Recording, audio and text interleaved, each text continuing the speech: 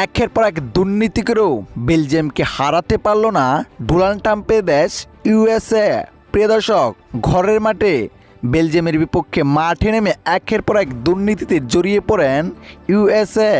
যে বিষয়টি রীতিমতো অবাক হয়েছে পুরো ফুটবল বিশ্ব, এবং রেফারি তাদের হয়ে সিদ্ধান্ত দিয়েছে। খেলা দেখলেই বোঝা যায়, যারা খেলাটি দেখেন নাই তারা হয়তো খেলাটি মিছেই করেছেন। প্রিয় দর্শক, শুরুতে মাঠে নেমে 9 মিনিটে দুর্দান্ত গোল করে বসেন বেলজিয়াম। এই গোল গিয়ে 31 মিনিটে শুট করে ফেলেন ইউএসএ। তখনও যেন বেলজিয়ামের দাপট থামছে না।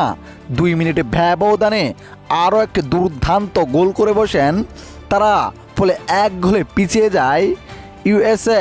হাফ ইনারের আগে 2 গোল করে এগিয়ে থাকেন বেলজিয়াম, 1 গোল করেন ইউএসএ। তারপর আবারও মাঠে নামেন দ্বিতীয় আর্ধের খেলায় 57 মিনিটে দুর্দান্ত গোল করে বসেন বেলজিয়াম। এতে 3 গোলে পিছিয়ে যায় ডোনাল্ড ট্রাম্পের দেশ ইউএসএ। প্রিয় দর্শক, একের পর এক মাঠে দুর্নীতির শিকার হন বেলজিয়ামের প্লেয়াররা, যেখানে একের পর এক ফাউল করেন, কিন্তু রেফারি কোনো সিদ্ধান্ত জানায় নাই, যা দেখে রীতিমতো রেগে যায় বেলজিয়ামের প্লেয়াররা। তার জন্য প্রায় খেলা অনেকক্ষণ বন্ধ ছিল।